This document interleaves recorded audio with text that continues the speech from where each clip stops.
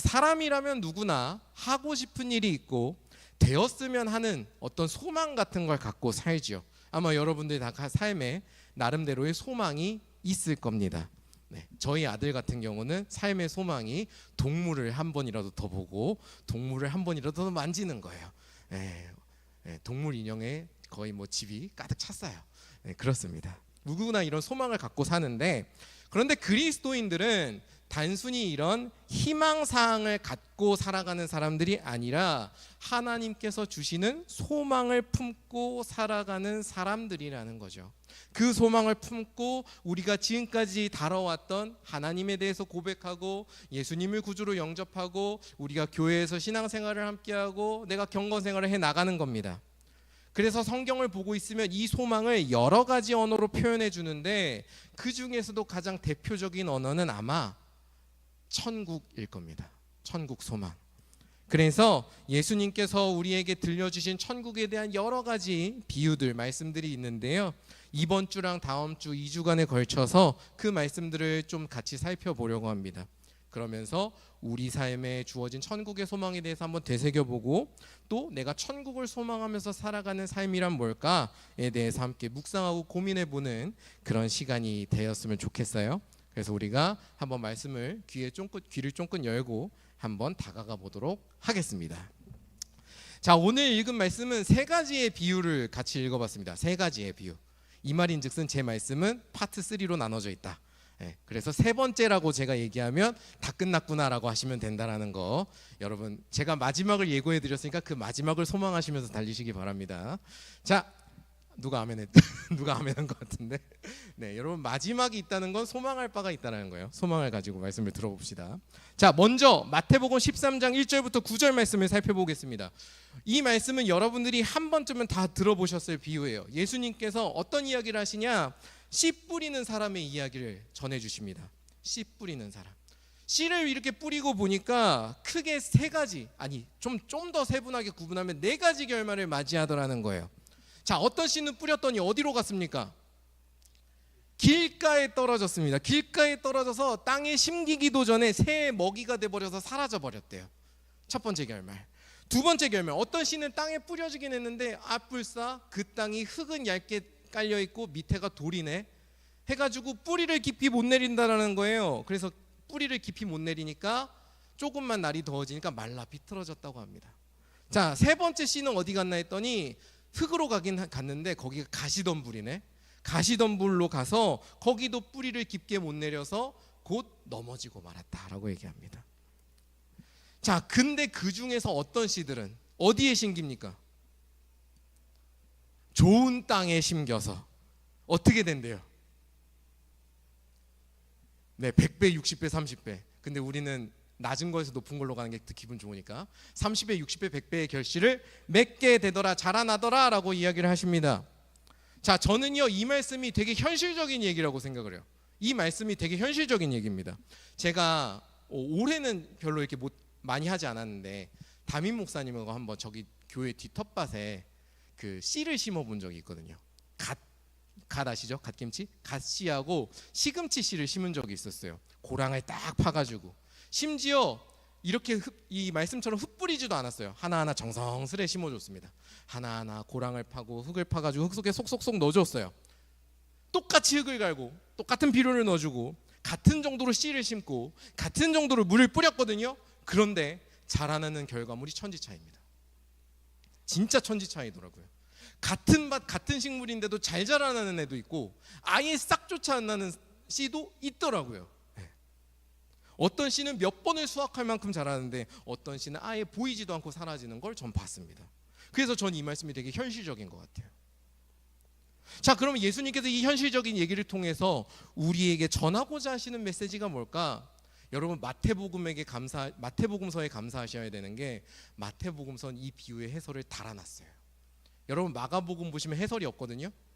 예수님이 제자들이 못 깨달으니까 야, 이 믿음 없는 것들 하면서 혼내면서 끝내거든요. 근데 마태복음은 설명을 해주십니다.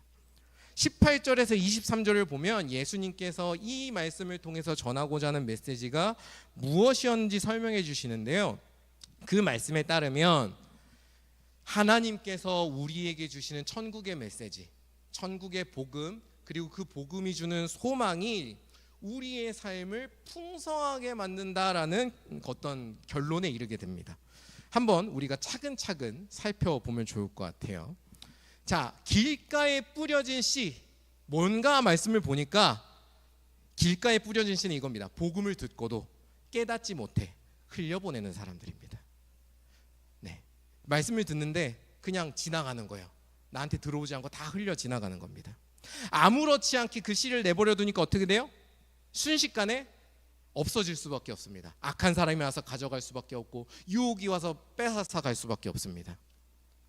자, 그럼 돌밭에 뿌려진 사람들은 누구냐? 돌밭에 뿌려진 사람, 가시떨기에 뿌려진 사람들은요, 말씀을 들었어요. 들었는데 그것을 깊이 묵상하고 배우고 깨달아서 내 마음에 새겨넣지 못한 사람들입니다.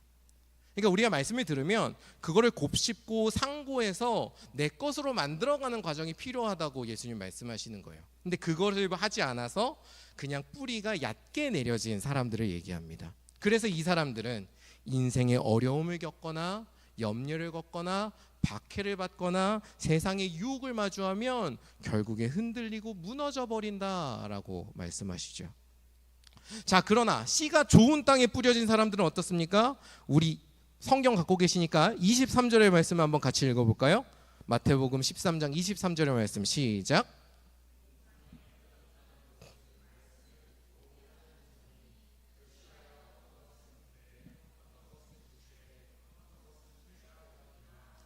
아멘. 좋은 땅에 뿌려졌다는 것은 무엇이냐?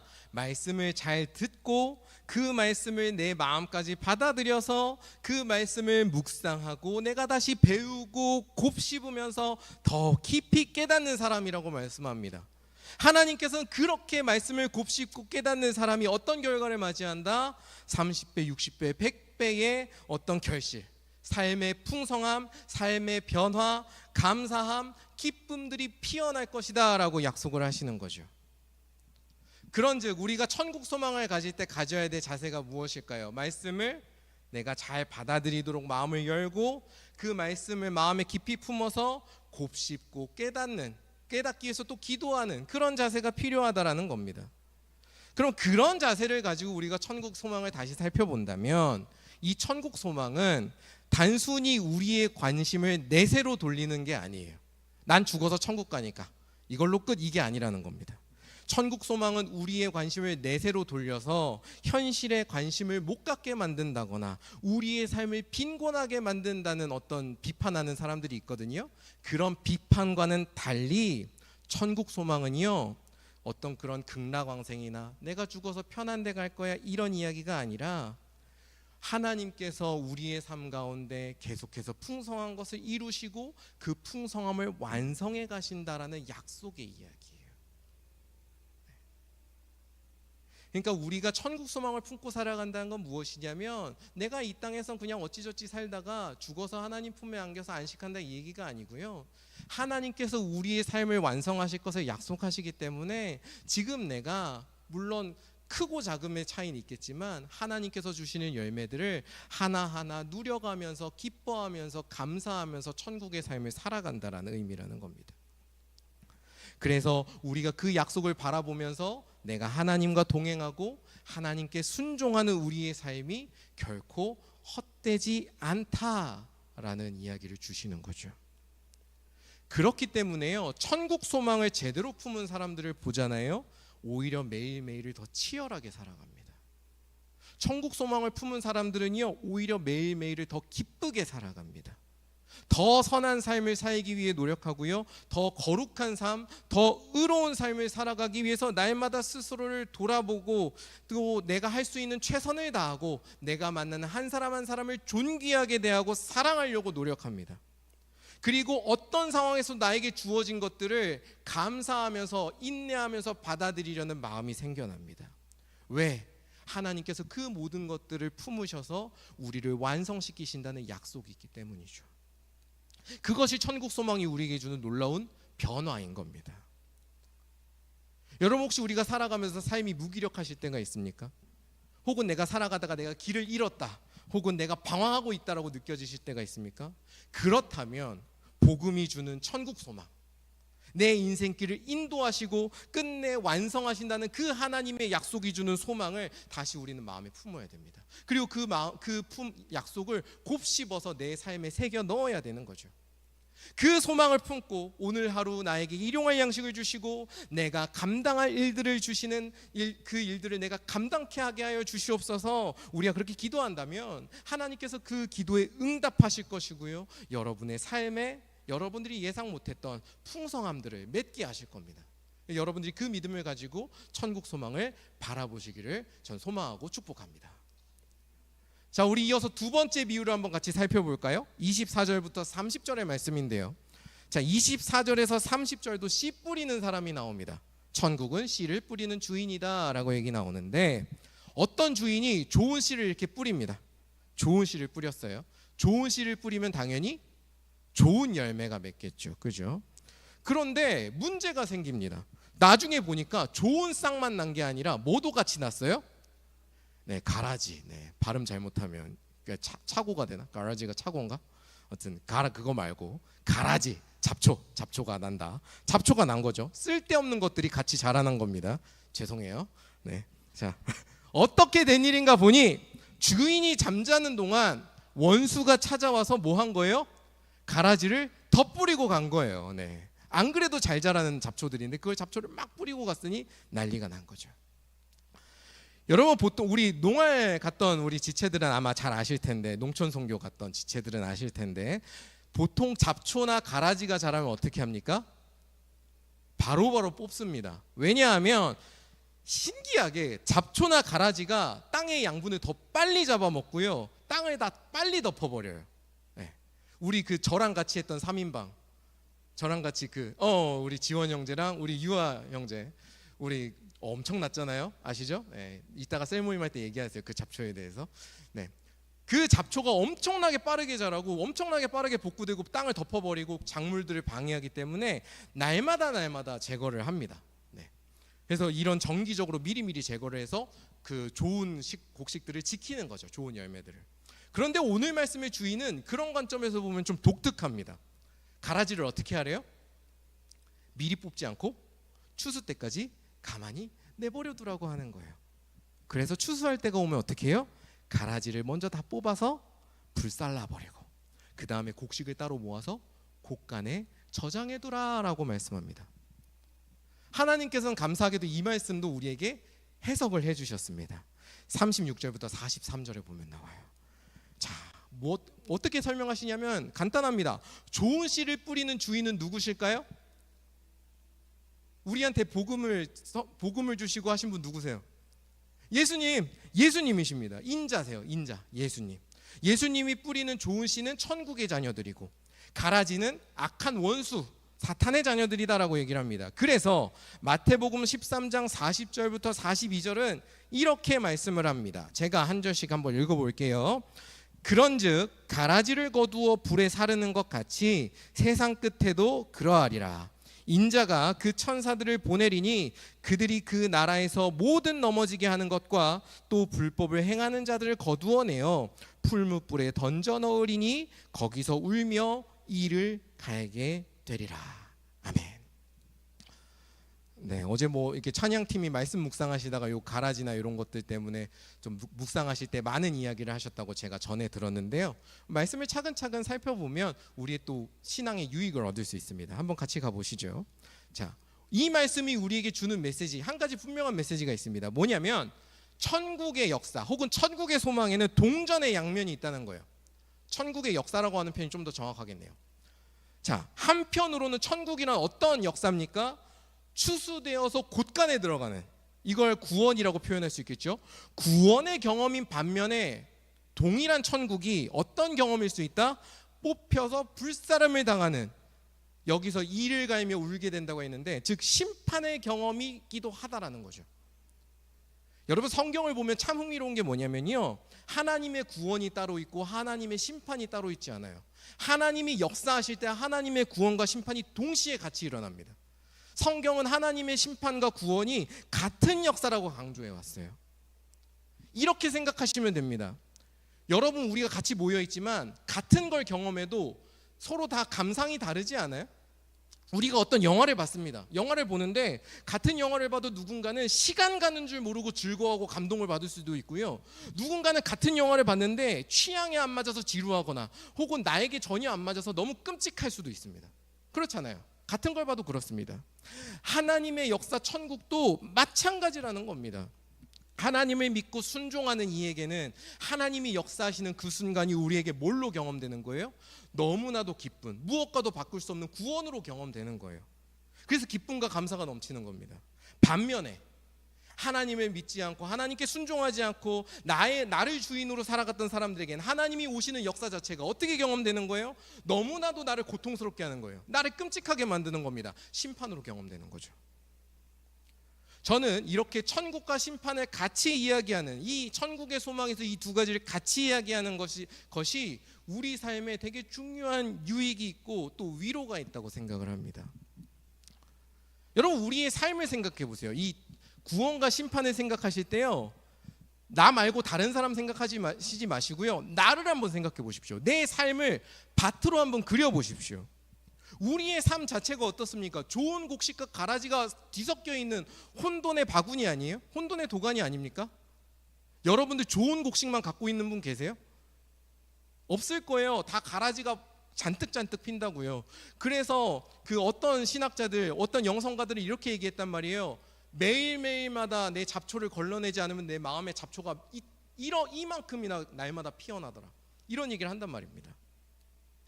우리는 누군가를 사랑하는 만큼 누군가를 미워하면서 살아가고, 하나님을 믿는다고 하면서도 그분의 뜻과 상관없이 살아가는 유혹에 흔들리고, 그리고 내 마음과 내 정욕대로 살아가려고 합니다. 그게 우리의 현실이에요.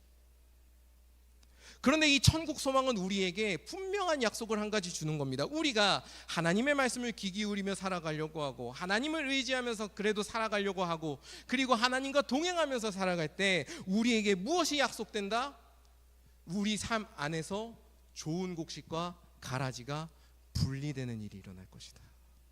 하나님께 순종하고 하나님을 사랑하고 하나님을 닮아서 선한 모습들은 하나님에 의해서 거두어질 것이고, 반면 내 삶에 있던 수많은 가라지들, 하나님께 불순종하고 하나님과 멀어지고 나를 중심으로 살아가고 그리고 악했던 모습들은 하나님께서 거두어서 태우실 거다라는 거 말이죠. 다시 말해서 천국이 주는 소망은요, 이런 겁니다. 가라지로 인해서 끊임없이 우리는 고통받아요. 끊임없이 고통받습니다. 근데 그 고통받는 우리의 삶을 하나님께서 내버리지 않으시고 끝까지 붙드셔서 우리를 회개의 자리로 이끄시고 우리의 삶을 정화시키셔서 우리를 선하게 빚어가신다라고 약속하시는 거예요. 그래서 천국 소망을 가진 사람은요, 오늘 내가 갖고 있는 연약함이나 오늘 내가 갖고 있는 죄의 모습이나 악함에 좌절하지 않습니다. 물론 나의 죄의 심각함을 깨닫고 회개하죠. 하지만 좌절하지 않아요. 왜? 나를 끝까지 인도하시고 거룩하게 만들어 가시는 하나님을 의지할 수 있기 때문입니다. 그래서 오늘 내가 다시 한번 회개하고 결단하면서 하나님을 더욱 의지하고 내가 하나님께 순종하겠다 따를 힘을 얻게 되는 거죠. 저는 이 자리에 있는 여러분들이 그 천국의 소망을 품었으면 좋겠습니다. 우리를 거룩하게 정화시키는, 우리를 선하게 빚어가시는 그 하나님의 약속을 의지하면서 오늘 내가 감당해야 되는 하나님께서 나에게 주신 영적 싸움을 기꺼이 감당해 가기를 저는 응원합니다. 그렇게 살아갈 때 여러분의 삶 가운데 그리스도의 향기가 더욱더 충만해져 가고 천국의 기쁨을 미리 맛보는 복이 있을 줄 믿습니다. 여러분들이 그런 복된 삶을 살아가시기를 소망하고 축복합니다. 자, 드디어 마지막입니다. 네, 끝이 왔습니다. 마지막 비유 짧아요. 31절부터 33절 이 비유를 봅시다. 자, 이 말씀은 이야기라고 하기 너무 짧아서 우리 같이 읽어보면 좋을 것 같아요. 마태복음 13장 31절부터 33절 같이 읽어보겠습니다. 시작.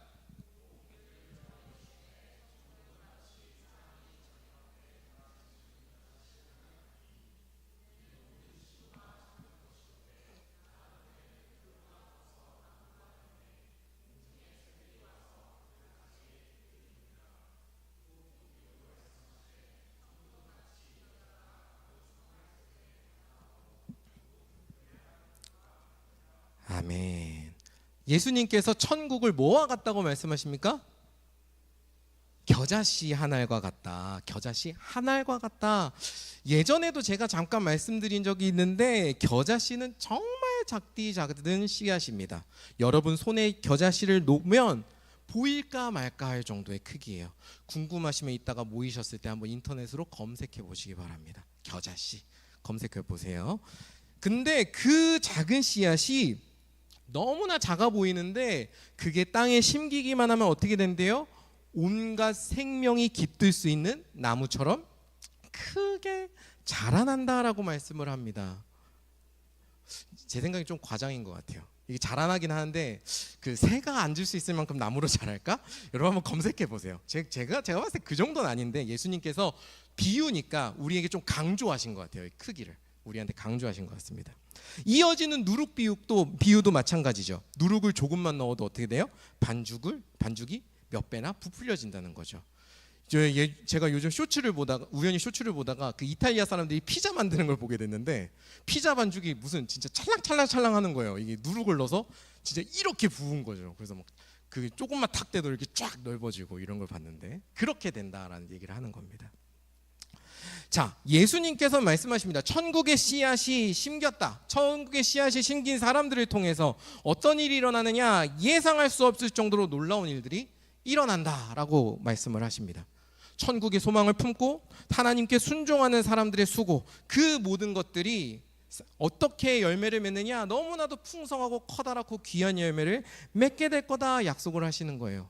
왜 그런가 하니 우리에게 씨를 주시고 물을 주셔서 기르시는 분이 누구이기 때문일까요?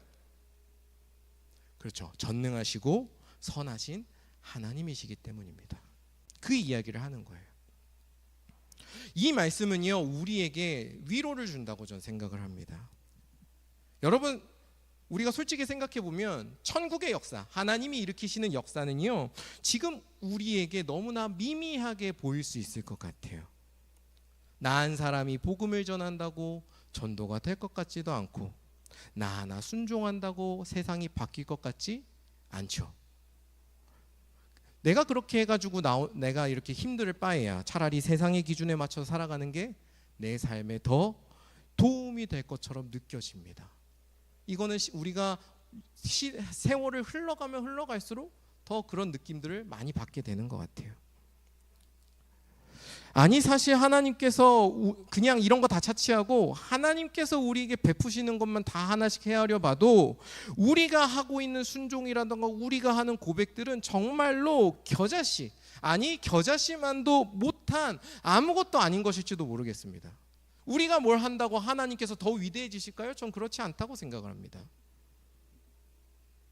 그런데 하나님께서 말씀하시는 거예요. 그토록 보잘것없는 너무나 미미해 보이는 순종, 우리의 믿음, 아니 이 세상에서 아무런 그런 영향력을 가질 수 있을 것 같지 않은 우리의 순종을 이 세상은 무시할 수 있고 나조차도 가볍게 여길 수 있지만 하나님께서만큼은 결코 가볍게 여기지 않으신다라는 겁니다.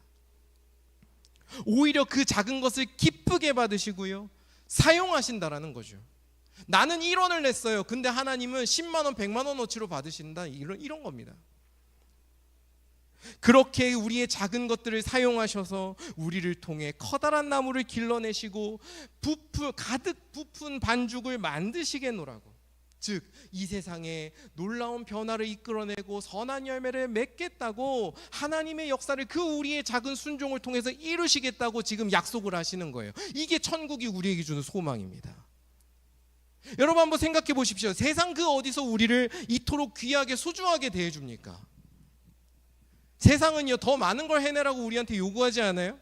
더 많은 것을 가져오라고 요구하지 않습니까? 그 많은 것들을 가지고 너의 능력과 가치를 증명하라고 우리한테 계속해서 요구하지 않나요? 그래서 우리의 삶이 분주하고 바쁘고 치열한 거 아닙니까? 그런데 하나님께서는 우리를 그런 식으로 대하지 않으신다고요.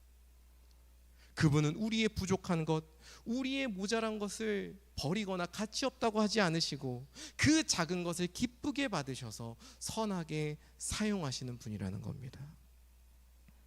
우리가 고백하고 소망하는 이 천국, 이 천국에는 이처럼 우리를 귀하게 여기시고 우리의 작디 작은 고백 하나, 행동 하나에도 기뻐하시는 하나님의 사랑이 담겨 있다는 거죠.